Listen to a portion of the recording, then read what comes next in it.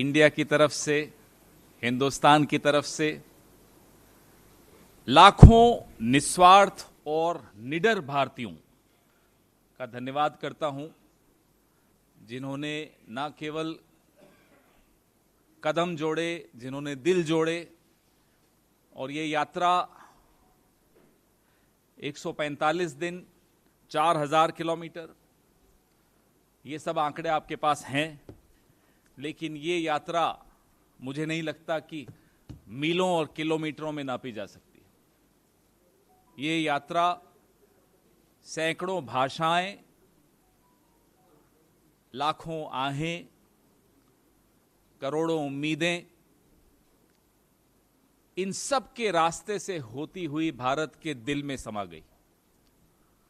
ऐसे भारत को जोड़ा गया, ऐसे दिलों को जोड़ा गया। हमारे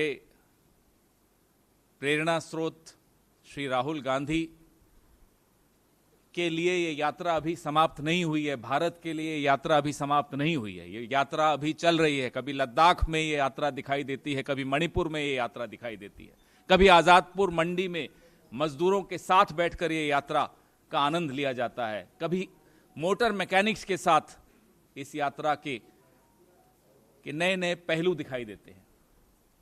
तो ये यात्रा एक अपनी निरंतरता के लिए भी जानी जाएगी। और कुछ दिनों पहले सुनाई दिया कि विदेशों की कुछ यूनिवर्सिटीज में इस पर पीएचडी तक करने की सोचा जा रहा है कि आखिर कैसे ये यात्रा संभव हुई, क्या इसके मायने थे, क्या इसका उद्देश्य था और किस तरह का आत्मविश्वास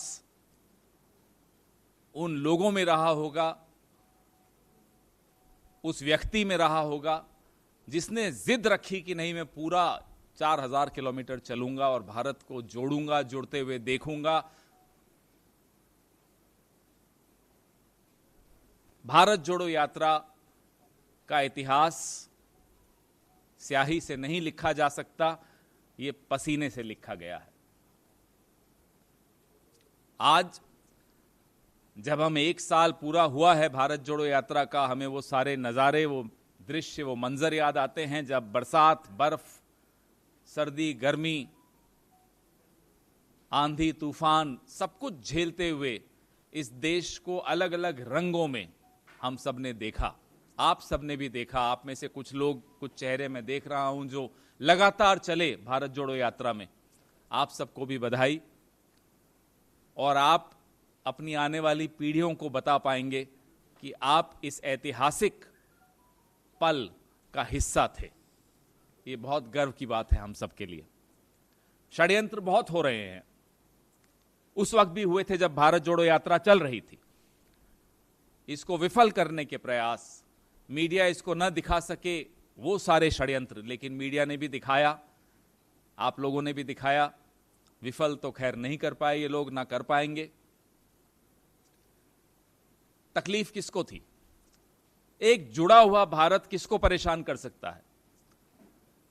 आज जब 1 साल पूरा हो गया भारत जोड़ो यात्रा को, तो यह सवाल बहुत ज्यादा महत्वपूर्ण होता है, क्योंकि यह सवाल देश के भविष्य के साथ जुड़ा हुआ है, देश के वर्तमान के साथ जुड़ा हुआ है। कौन है वो ताकतें जिनको एक जुड़ा हुआ भारत पसंद नहीं है, जो अब भारत को इंडिया से भिड़वा रहे हैं? कौन है वो ताकतें? सोना हो या गोल्ड हो, हिंदी में बोलो या अंग्रेजी में, कीमत थोड़ी बदल जाएगी। तो ये जो षड्यंत्रकारी ताकतें हैं, इनका चेहरा बेनकाब हम एक राजनीतिक दल हैं, हमें करने की आवश्यकता नहीं है। आप मीडिया हैं, आपको करने की आवश्यकता नहीं है। प्रत्येक भारतवासी इस चेहरे को पहचान चुका है जो भारत को इंडिया से लड़वाना चाहता है। हमारी सबकी जिम्मेदारी, आप सबकी जिम्मेदारी इन ताकतों को पहचानने की, इनको बेनकाब करने की और भारत और इंडिया को आगे बढ़ाने की है। जुड़ेगा भारत, जीतेगा इंडिया, ये एक हम सबके दिलों में बैठ गया है नारा। ये एक तीर्थ यात्रा थी, और ये तीर्थ यात्रा है, तीर्थ यात्रा कभी समाप्त नहीं होती। तीर्थ यात्रा हर यात्रा का प्रारंभ होती है, शुरुआत होती है, वो खत्म कभी नहीं होती। हम में से कई लोगों को ये सौभाग्य प्राप्त हुआ कि हम इस तीर्थ यात्रा का हिस्सा बने। कुछ राहुल जी की तरह पूरे 4000 किलोमीटर, कुछ मेरी तरह 1100-1200 किलोमीटर, कुछ विनीत भाई की तरह, कुछ संजीव की तरह, कुछ आप सब साथियों की तरह, लेकिन सबको ये अनुभव हुआ। आप सबको बहुत बहुत बधाई। और ये आपको हम वचन देते हैं, यात्रा के आदर्श, यात्रा की प्रेरणा, यात्रा के उद्देश्य निरंतरता में जारी रहेंगे। Today is the first anniversary of the historic Bharat Jodo Yatra. The man, the leader who inspired thousands of people to participate in this historic moment, Mr. Rahul Gandhi, has continued the yatra even after the yatra has physically come to an end after 4,000 kilometers in 145 days. You have all the data, but this is not a journey which can be measured in miles and kilometers. This is a journey which can be measured in the various dreams, aspirations, tears, smiles, hopes of millions of Indians who communicated with our leaders in different languages, through different expressions. That's how hearts came together, that's how feet came together, that's how hopes came together, that's how India came together, that's how Bharat came together. Even now you can see this journey continues, sometimes in Ladakh, sometimes in Manipur, sometimes in Azadpur Mandi, sometimes in the motor mechanics shop. The idea is to comprehend what is it that unites India, what is it that brings us all together despite our various differences of languages, religions, caste, so on and so forth.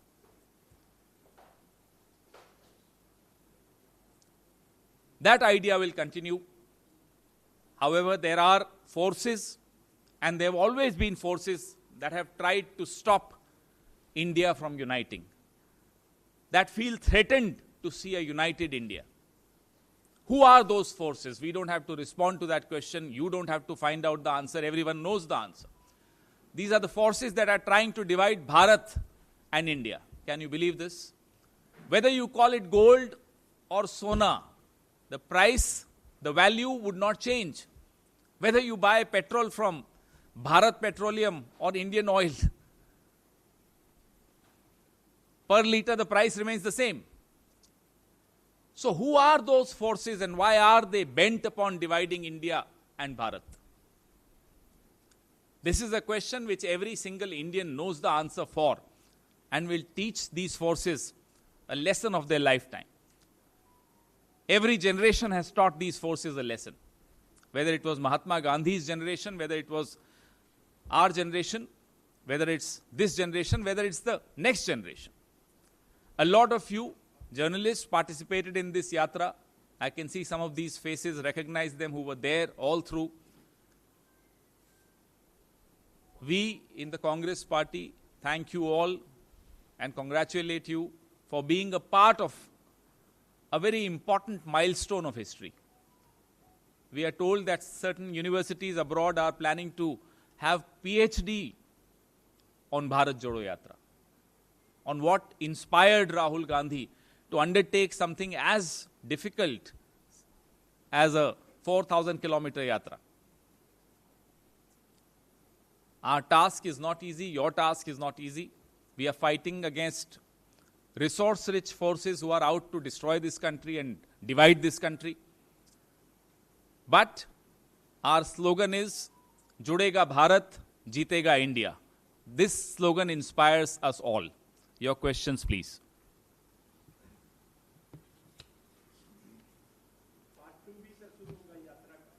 आप part 2 की बात कर रहे हैं, ये इसमें part 1 और part 2 नहीं होता, यात्रा चल रही है, कभी लद्दाख में दिखती है, कभी मणिपुर में दिखती है, कभी आज़ादपुर मंडी में दिखती है, कभी मोटर मैकेनिक के यहाँ दिखती है। तो यात्रा तो चल रही है। हर प्रदेश में जिला स्तरीय 5 से 6 बजे तक एक पदयात्रा निकाली जाएगी, जिसकी परिणति एक सभा में होगी। ये हर जिले में ये कार्यक्रम भारतीय राष्ट्रीय कांग्रेस की तरफ से आयोजित किया जा रहा है। इसमें लोग जुड़ रहे हैं, जरूरी नहीं है वो हमारी पार्टी के सदस्य हों, लेकिन लोग जुड़ना चाहते हैं, क्योंकि वो उस भारत जोड़ो यात्रा का हिस्सा नहीं हो पाए, तो वो चाहते हैं कि पहली वर्षगांठ हमारे साथ मिलकर मनाएं।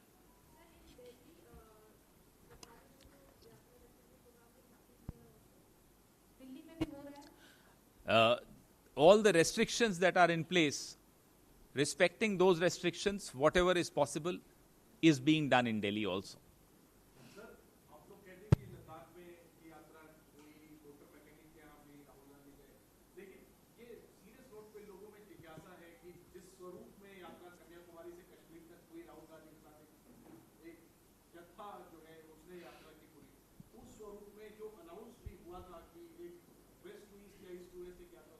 इसमें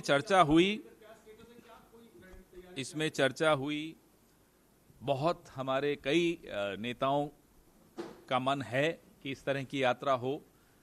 अंतिम निर्णय कांग्रेस अध्यक्ष को लेना होता है, तो निर्णय जब हो जाएगा, अनुमति जब मिल जाएगी, तो आपसे भी जरूर साझा करेंगे।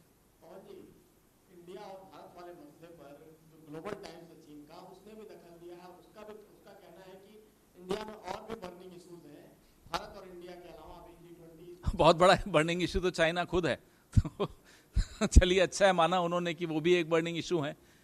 ये हमें कोई नहीं, वो तो चीन का ये ग्लोबल टाइम्स तो 2014 के चुनाव में लगातार लिखता था कि मोदी जी को जीतना चाहिए, मोदी जी के जीतने से चीन को बड़ा लाभ होगा, यही ग्लोबल टाइम्स कहता था 2014 में। मोदी जी जब जीतेंगे तो चीन की कंपनियों को बड़ा लाभ होगा, ये ग्लोबल टाइम्स कहता था चीन का। तो उस ग्लोबल टाइम्स से मुझे कोई टिप्पणी नहीं करनी। सर, प्रधानमंत्री ने कहा है कि सनातन धर्म पे विपक्ष को बिफिटिंग रिप्लाई देना चाहिए, प्रॉपर रिस्पांस बीजेपी वाले दे। और उसी पर अब ई राजा बोल दिए कि उदयनिधि ने कम बोला था, HIV है सनातन धर्म और एक वायरस है। जहां तक भारतीय राष्ट्रीय कांग्रेस का सवाल है, हम बहुत स्पष्ट तौर पे ये कह चुके हैं और फिर से दोहरा रहे हैं, इस तरह की टिप्पणियों के हम साथ नहीं हैं। भारतीय राष्ट्रीय कांग्रेस हर धर्म को, हर सोच को साथ लेकर चलने की इतिहास रखती है और समझती है कि यह देश एक सतरंगी देश है, सबका जहां एक स्थान है। किसी को कम दिखाना, किसी को ज्यादा दिखाना, न ये संविधान इसकी अनुमति देता है, न भारतीय राष्ट्रीय कांग्रेस की ऐसी कोई परंपरा है। इसलिए हम इस तरह की टिप्पणियों के साथ बिल्कुल सहमत नहीं हैं।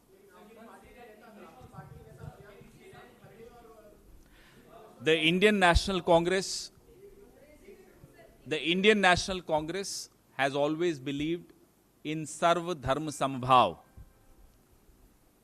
wherein every religion, every faith has its space. No one can treat any particular faith as less than another faith. Neither the Constitution allows this, nor does the Indian National Congress believe in any of these comments.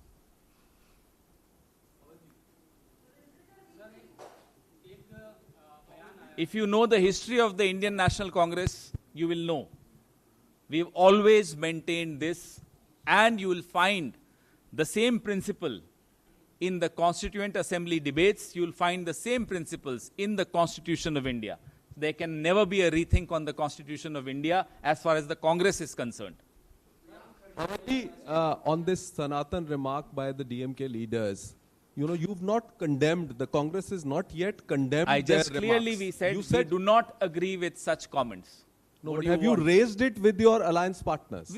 Because they are your alliance partners. There is no need to raise these issues because we know for a fact each one of our constituents also respects every religion. Now, if you want to twist anybody's remarks, if anybody wants to twist remarks, they are free to do so.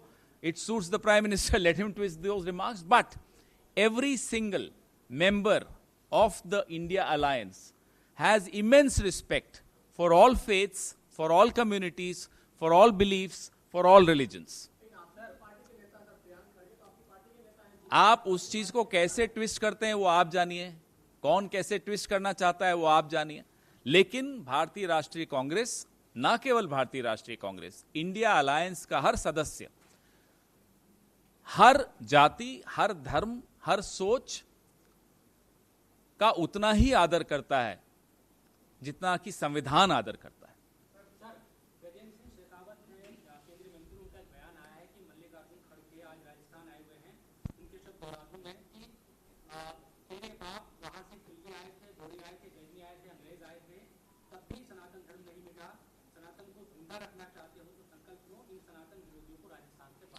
इस तरह की हल्की बातें, हल्की टिप्पणियां न हिंदू धर्म इसको स्वीकार करेगा, न भारतवासी इसको स्वीकार करेंगे, न संविधान को मानने वाले लोग इसको स्वीकार करेंगे। पवन जी, एक मामला कानपुर का है। एक छेड़छाड़ की कार्यपालिका थी, जब थाने में शिकायत की, आरोपी को पकड़कर थाने लाया गया। आरोपी के सामने उस पीड़ित बालिका के कपड़े उतराकर उसकी जांच करने के नाम कपड़े उतरा गए, उसकी उसी अवस्था में फोटो खींची गई। कांग्रेस में क्या कहना चाहिए? उत्तर प्रदेश की कानून व्यवस्था के बारे में निरंतर आप भी सवाल पूछते रहे हैं और हम भी मुद्दे उठाते रहे हैं, सवाल उठाते रहे हैं। कानून व्यवस्था उत्तर प्रदेश की भयावह है। राजनीतिक प्राथमिकताएं सरकार की क्या हैं ये हमें नहीं मालूम।